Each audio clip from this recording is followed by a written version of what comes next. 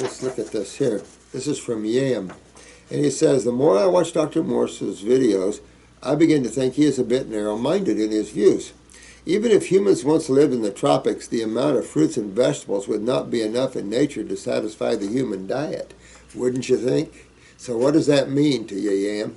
What would have to happen, right? What would have to happen? We would have to start growing more fruit and vegetable orchards, wouldn't we? Wouldn't that be fun? Matter of fact, it would create a whole new industry, wouldn't it? How about those pyramid greenhouses? I like those, yeah. Apes eat a variety of fruits, but also tons of leaves. You have to depend where they are. If you're talking about the apes that we've shoved up into the mountains because we've been clearing the land below for cattle raising, those apes, absolutely, trying to starve, trying to eat anything they can to survive, and there are those primates. Fruits always are number one. Orangutans are exclusively frugivores because they're located in tropical areas of that. So I can't imagine the natural human diet being so limited. Now, you have a view of limitation. I don't. I look at the fruit and berry and melon kingdom as a huge kingdom of food. We can also add veggie fruits, which is all your tomatoes and cucumbers and those sort of things. And if you just have to have some veggies, well, who cares, right? Which he proposes. I do agree with many of his views. He is obviously extremely educated in his field, but I don't buy some of the things he says. I've been vegan, all right, and I've been vegan and also high raw and high fruit, okay? Now, today I am a vegetarian and have started to eat more raw milk products. Well, that's where I went wrong. That's exactly where I went wrong. You're returning back, Yam, to where you were. And you're going to toxify your body back up, because I don't care who you are, where you are, dairy proteins are mucus forming, and it just fills the body full of mucus. So you're going back to the way you were. The same diet that made man sick, you're going back there because you claim you feel better. And I claim that if you do, you're not healthy. Because anybody, and any of you YouTubers know this, that once you go on a raw food program, not saying that you're going to live on a raw food program, I have never said those things. And if you listen closely to what I'm saying, then you'll know I don't say those things. If you could, that would be Cool Hand Luke. I mean, look at the YouTubers that have went 4 or 5 years on juices and things like this. You know, sometimes it takes a while to get your health back.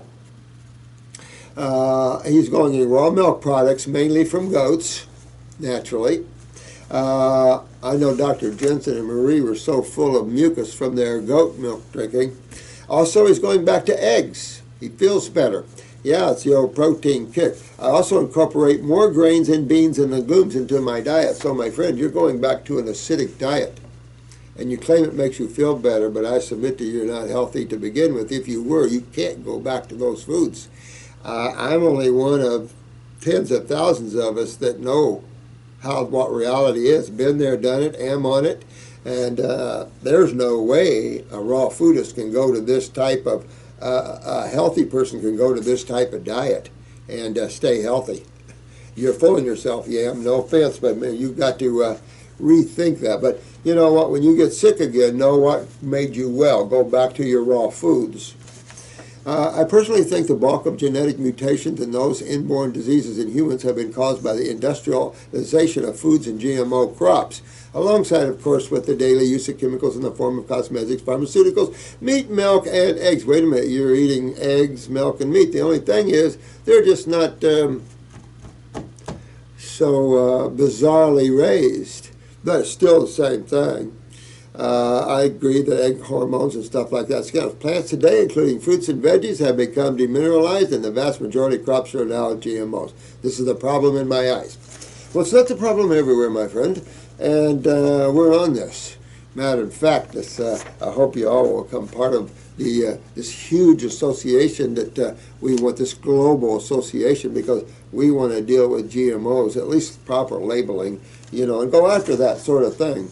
But with that said, these aren't the foods of man, my friend. And you can hem-haw and bitch and yell and do whatever, but these aren't the foods your body's designed to eat. Your body's totally a frugivorish body, a primatish body. And yeah, we can pick up some veggies here and there, we can pick up some cheats here and there, but too much of what you're going to do will send you right back to hellville. You might not notice it for a little while, but you will, and you're on stimulants again. Sounds like your adrenals are down, and you might need to work on those. Overall, I believe that a whole food diet, also participating in juice, water fasting to cleanse and heal genetics and regenerate our cells is the key to health. I want to go back to what he said here about genetic mutations. There's only one basic side of chemistry that we can blame, to keep it simple, for genetic mutations, and that's the acid side of chemistry. There are some chemicals that you consume that can damage cells, no question about that. However, there's a lot of protection between the blood and between the cell, and that is the lymphatic system. So you have a lot of lipid protection there for that. However, what's the other big area of acids that you're not mentioning here? And that is from the cell itself, cellular wastes. These are acids, and this is what really mutates the cell. Most cells are damaged by their own acids, but there's no question that the air is so acidic. The one video we just did of coming back from the mountains told you how acidic the water is. Took the toenail polish off of my daughter-in-law. I mean, it's wild. Just because he says eat fruit all day long is the key does not mean he is right. Well, let me say, my friend Yim, I think I have a lot more experience than you do in detoxifying and healing people, I'll tell you that. So this is the way you go to do it. And if you don't want to do it, don't do it. I don't care. But this is the way we've done it, and we have a reputation behind us, which I don't think you do, for this sort of thing. So I don't say it just because it's an idea or a philosophy, although you can trace it back and take a look at it, and there's no question that it's truth.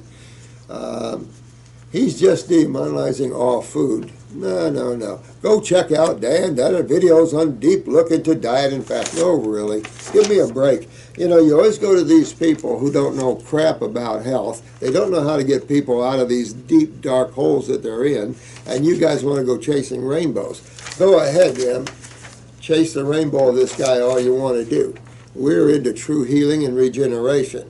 We have so much evidence that your statement is not even intellectual. I don't know. Enough to say, yeah, but when you get sick, go on a fruit diet, fruit, berries, and melons, and detoxify yourself. Then if you want to add some vegetables and green drinks to balance yourself out, because you're probably going to need that level, absolutely. Absolutely. Of course, if you want to cheat on a starch or cheat on something, but to claim that they're healthy, there's nothing healthy about them.